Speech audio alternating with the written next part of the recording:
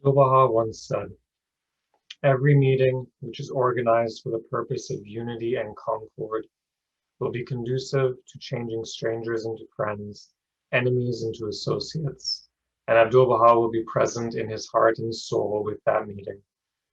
I entreat from God that the believers may at all times strive to bring about union and harmony in order that this power of unity may display an effect in this world."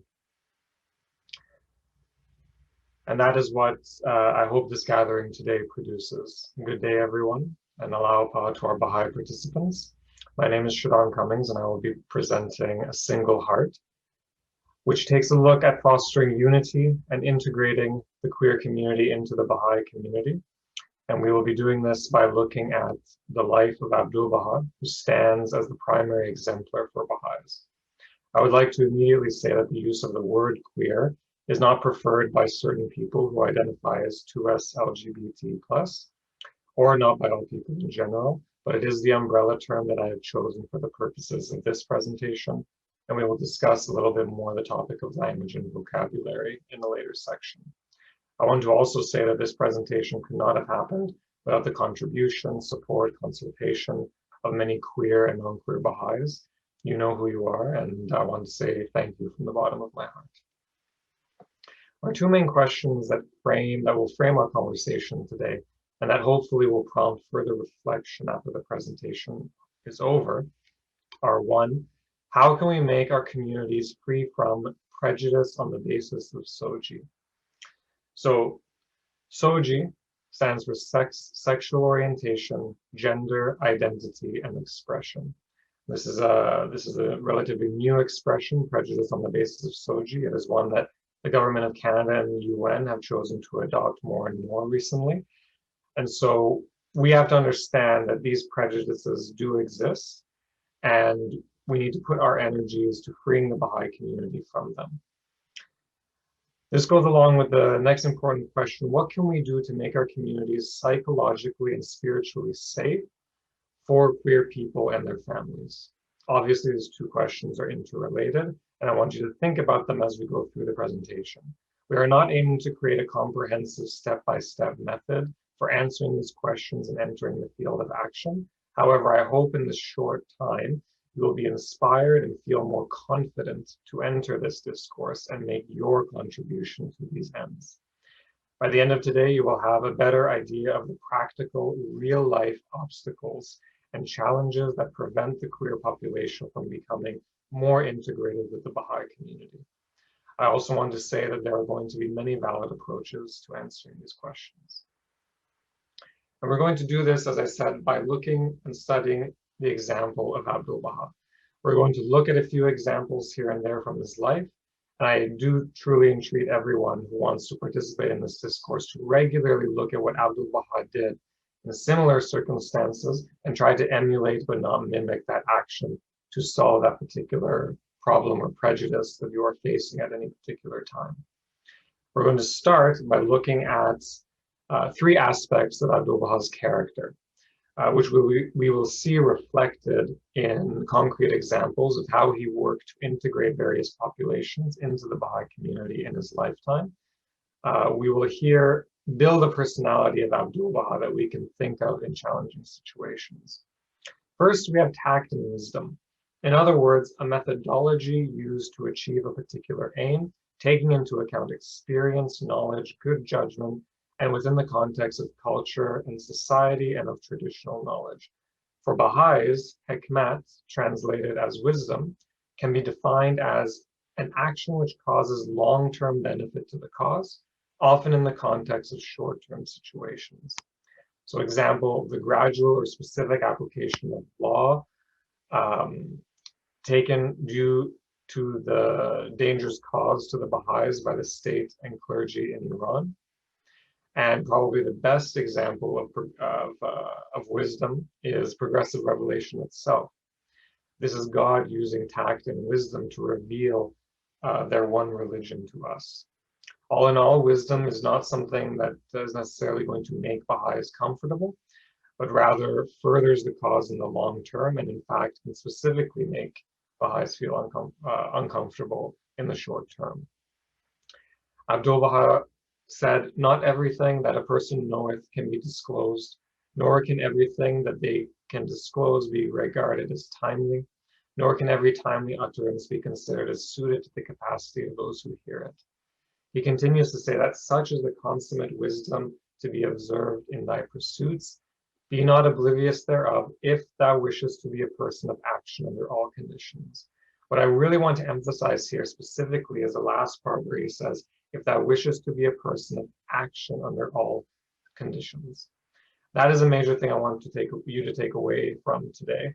And we will explore when we discuss his boldness as well. And that is that tact and wisdom does not need to necessitate stillness or inaction. In fact, it is because we want to act that we need tact and wisdom.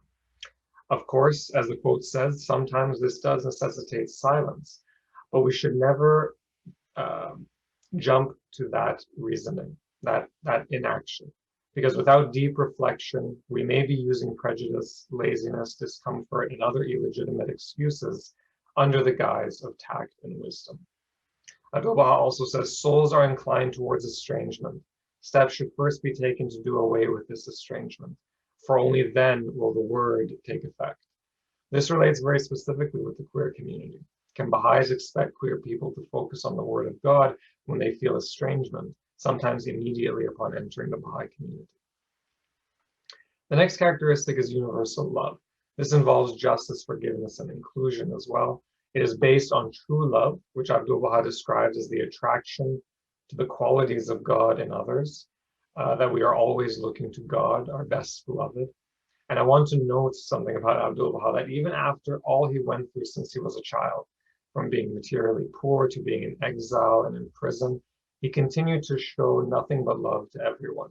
He seemed to have virtually no breaking point in his capacity for love and patience.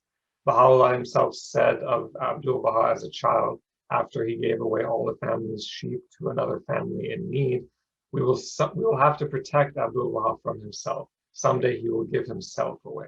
And isn't that the Abdu'l-Baha that we know? Abdu'l-Baha says the Baha'is are commanded to establish the oneness of humanity, not just recognize, but to establish. He says all prejudices are destructive of the human edifice. As long as these prejudices persist, the struggle for existence must remain dominant, and bloodthirstiness and rapacity continue. We know that a lot of what Abdu'l-Baha did in his life was to remove what he called the struggle for survival, that people may be unburdened by this tyranny that has led to so many times to violence and death, simply in the struggle to survive. It is also interesting to me that when you survey Abdu'l-Baha's writings and speeches and focus in on when he refers to disobeying God or the laws of God, in almost every instance, he is not referring to the law or bathing or drinking, etc., but rather he's referring to the laws of love and unity. That to show prejudice is to disobey against God. Abdu'l-Baha says the root cause of prejudice is blind imitation of the past, and this highlights my belief that these prejudices that Baha'is hold are not rooted in Baha'i teachings, but rather blindly imitated from our past cultural and religious affiliations and current cultural affiliations. We must investigate these imitations and rid ourselves of them. He says, I swear this by the beauty of the Lord, and this is very personal that he says, whensoever I hear good of the friends, my heart filleth up with joy. But whensoever I find even a hint that they are on bad terms one with another, I am overwhelmed by grief. Such is the condition of Abdu'l-Baha, then judge from this where your duty lieth. No explanation needed. We will end by looking at quickly boldness and courage. Sometimes it feels like these are at odds with tact and wisdom, but good tact and wisdom includes boldness when necessary. Courage is needed to do the right thing in the face of the world that often puts many contrary pressures on us. Abdu'l-Baha says, now is the time for the lovers of God to raise high the banners of unity, to intone in the assemblages of the world the verses of friendship and love, and to demonstrate to all that the grace of God is one. He says, raise ye a clamor like unto a roaring sea, quench ye the fires of war, lift high the banners of peace, Work for the oneness of humankind, and remember that religion is the channel of love to all peoples. Although the clamor we raise is not one of violence and disunity, this is me talking, it is a clamor nonetheless. And I think like a roaring lion, we must meet the fire of war with the sea of peace and justice. He says that the exaltation of humanity resides primarily in such virtues and attainments as justice and equity, truthfulness and benevolence, inner courage and innate humanity. He does not say that laws are not important, but that virtues and what we would call Baha'i principles are primarily the basis of our exaltation.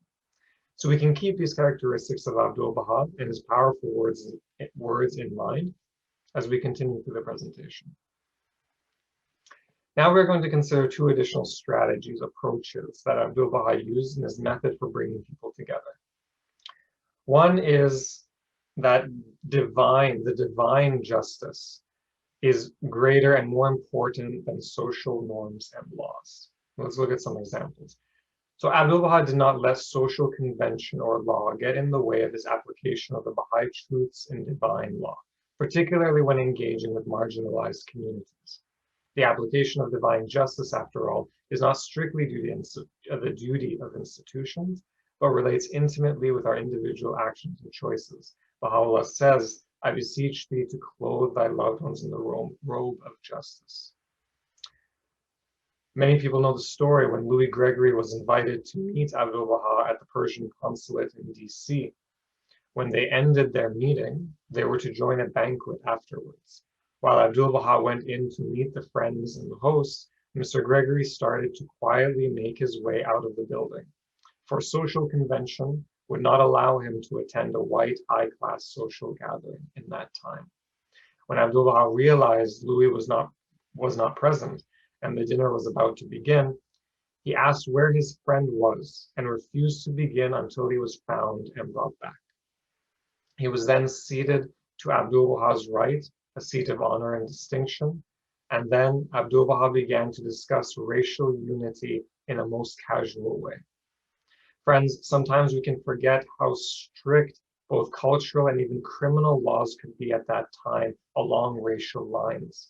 And although Abdu'l-Baha didn't go around breaking laws willy-nilly, he did not let such a blatant violation of divine justice go unanswered. Not only that, he used the situation to educate the white and Persian people present at that table. Another example is the way he interacted and engaged very regularly with women, both through letters and in person. This struck at the social norms of how women engaged or were allowed to engage with religion, and especially the head of a religion at that time, the head male figure of a religion. Again, we may not realize how unconventional this was, that Abdu'l-Baha, as the head of the Baha'i Cause, would interact so closely with women. But nothing could stop Abdu'l-Baha from applying this basic aspect of divine justice, gender and sex equality in his dealings with people. The next point is Abdu'l-Baha's encouragement of active participation and leadership on the part of marginalized communities. The statement, again, we can look at Louis Gregory, the statement of Abdu'l-Baha that Louis could be the gate through which an entire race could enter the cause, serve to empower, we can see it served to empower a person who might otherwise have been marginalized in a predominantly non-Black religious community. It was a great mission and honor lovingly given by the head of the cause to Mr. Gregory.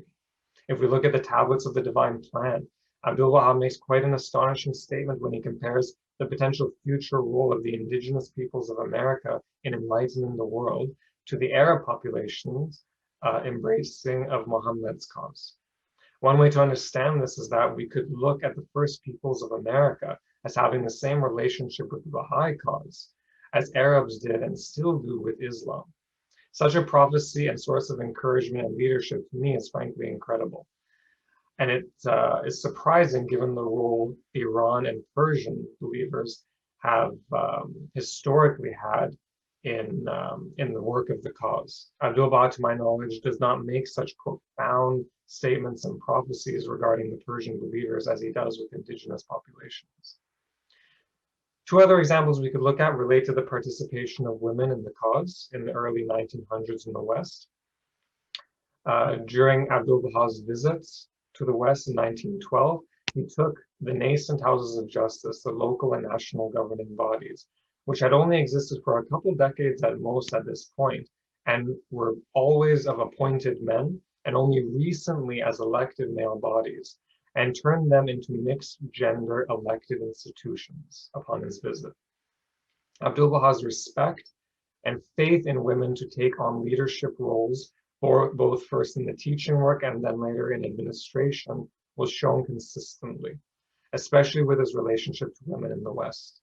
This pattern of mixed gender elected institutions was slowly spread throughout the world as safety permitted.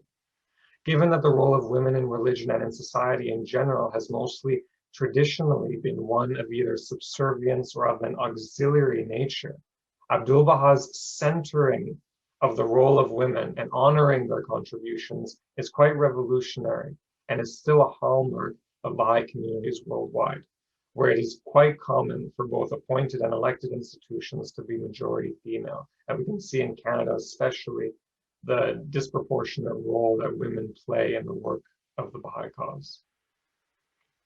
I'll repeat the example before of his loving and close relationship with women, both Baha'i and not, corresponding with them, meeting with them, often alone or only with a translator, something that might have been controversial in the time, praying with them, again, sharing devotions side by side with a woman, controversial at the time in certain places in the world, all the while maintaining an environment of chastity and respect, something lacking among many of the male religious leaders of his time.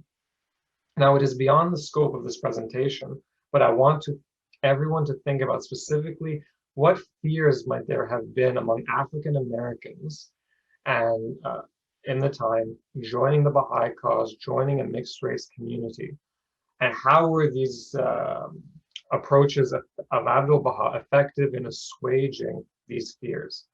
There's a lot of information on this readily available, and the reason I find this useful for our topic today is because the queer population faces similar fears.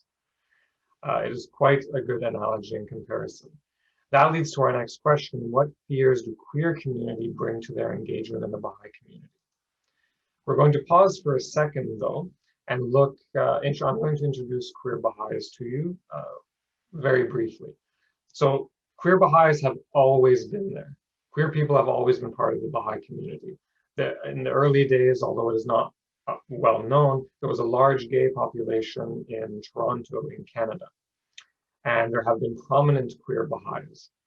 Dr. Alan Locke, the Dean of the Harlem Renaissance, and Mark Toby. Both of these individuals were friends of Abdu'l-Baha and Shoghi Effendi, and both were gay. The story of Zainab, who showed non-gender conforming expression in the episode of the Battle of Zanjan. These are all explored in the supplementary material on the presentation webpage, and I encourage everyone to explore that supplementary material further.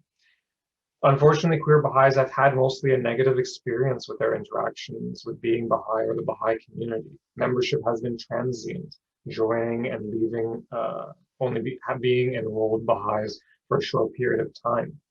There have been cases of youth committing suicide because they are queer and because of their negative relationship with their Baha'i families, with their Baha'i communities. These are just facts that we have to acknowledge and see what do we do about it. Many are compelled to trade community for religion. Baha'is have to understand that heavy involvement with non-affirming faith groups often results in social isolation from the queer community for queer people, rather than a sense of coherence and integration. I want to pause again and just take a quick look at language. This is explored in more detail again in the supplementary material. So we have 4 different ways of addressing the queer community in general. So the first one is what most people are familiar with probably, the alphabet, the acronym. So here we have 2S LGBTQIA+. And so we put 2S first in our efforts to further reconciliation with Indigenous peoples in Canada. Two Spirits, and it's called many other things, specifically refers to a uniquely Indigenous gender identity. Then we have lesbian, gay, bisexual, transgender, queer, questioning, intersex, asexual, and plus to refer to the infinite identities and expressions among the different spectrums. All of these things are very easy to research and to gain at least beginner's level of understanding of, and I encourage everyone to do this now, maybe today after the presentation, now that you're focused on this topic. SOGI we already looked at. It is a new umbrella term adopted by certain governments and agencies. GSRM is another new umbrella term, gender, sexual, and romantic minorities. And queer was previously derogatory. It is not accepted by all, but it is also an umbrella term that we can use. Now let's actually look at queer fears. These are taken from real experiences. We must not argue with these experiences, try to combat whether they're true or not, or whether people should have these fears. These are real fears that the queer community has. And so the only question is, how do we resolve and how do we engage with these questions? The first is spiritual safety. Will my spirituality be respected and validated? Or will contributions be suspect and dismissed due to my sexuality or gender presentation? Social inclusion. Is there space for me to integrate my queerness with my faith? Or will there be pressure to keep them separate and conform to cis, hetero social norms or spiritual expressions? Family safety. Will my family be safe here? Will there be pressure to choose between my family and my religious identity? Friends, we can't expect queer people to investigate the faith if we are uninterested or unable to address these foundational questions of safety and belonging, so central to the queer experience with faith and religious community. Often the way Baha'is engage with the queer population is a bit tone deaf to their actual concerns about being involved with the Baha'i community or investigating the Baha'i faith. As Abdu'l-Baha says, in this new and wondrous age, the holy writings say that we must be a tone with every people. Let's address their questions. Let's take them seriously. Let's speak when we have an ear to hear. Let's take these counsels seriously. Some examples that we can do to start going to the field of action. Learn and be mindful of what language to use to avoid being hurtful. Learn the science of sexes, sexualities, and genders. Learn queer history from queer people. Apply the Baha'i teachings, of course, to eliminate these forms of prejudice. Strictly adhere to Baha'i practice when engaging in discourses on human rights, criminalization, and issues related to government. Use Abdu'l-Baha's example for how you as an individual can act, how you can be a good parent, friend, family member, employer, etc. Remember Shoghi Effendi's counsel in the Advent of Divine Justice, where he says every organized community enlisted under the banner of Baha'u'llah should feel it to be its first and inescapable obligation to nurture, encourage, and safeguard every minority within it. So let's look at what are ways Baha'is have embraced what Baha'is would call universal participation with other populations, such that they see the Baha'i community as a possible long-term spiritual home. We've already talked about some examples. Some specific racial ethnic examples are the Native American Baha'i Institute, the Black Men's Gathering, the many women's only devotionals that happen at the local level across the country, across Canada and the US and across the world in Baha'i communities. Far from creating special interest groups or causing disunity, these are spaces required to allow certain populations to explore the cause from a specific cultural or other lens or viewpoint. If we look at the community building efforts, everything that the Baha'i community has been striving to do since 1996 under the guidance of the Universal House of Justice, with the material and resources of the Ruhi Institute of Courses, when we look at children's classes, junior youth empowerment program, study circles, devotional gatherings, all of these things serve to empower populations to be active protagonists in the building of their community and the application of Baha'u'llah's teachings to the problems of their community. People are not invited to simply be spectators, visitors, participants, but rather protagonists, actively involved in Baha'i activities. Look at how the Baha'i-inspired activities, the Junior Youth Empowerment Program, views junior youth and youth. Not that they are problematic, not that they are lost and wayward and going through a unescapably difficult time in their life. No, we try to empower them to develop their spiritual qualities, their intellectual capacity, so that they can face the negative forces of society and harness the positive forces to make a difference in their community. This can be incredibly empowering, and really through these community building efforts or core activities, as Baha'is call them, everyone in the community has a role. And so the Baha'i community has shown that it can provide an environment where people can look at the Baha'i community as a long-term spiritual home. The Baha'i community can do this. And so queer people may ask, can I make this community my spiritual home, or am I really just allowed to be a visitor? And this is the question. I would like to also pose some difficult questions for personal reflection to you. We do not have time to engage in answering every one of these questions, but we will pose them, and there will be some sample answers in the supplementary material. What words do you use when talking about sexuality? Do you insist on using a certain collection of terms which your audience finds offensive? How does this affect your ability to engage with them? If your friend or family member was marrying according to teachings and laws you do not believe in, do you attend the ceremony? If yes or no, how might this affect your relationship? If you were asked to join a gathering where queer issues are discussed, what from the Baha'i teachings do you share? How might that be perceived? How do you talk about queer topics around children and youth? What stage do you set for them during this period of intense learning in their lives? Do your words engender hate, prejudice, or a sense of superiority? How do you contribute your share to the manifestation of universal love within the Baha'i community, in your neighborhood, in your workplace? Not a thought experiment of some fictitious, theoretical Baha'i, but you. What can you do? Focus on your duty. As I just said, what can you do to remedy the contentious situation within the Baha'i community surrounding queer topics, or between queer Baha'is and others?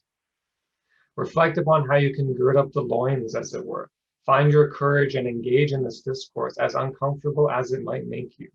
Spend personal time to reflect and find your courage.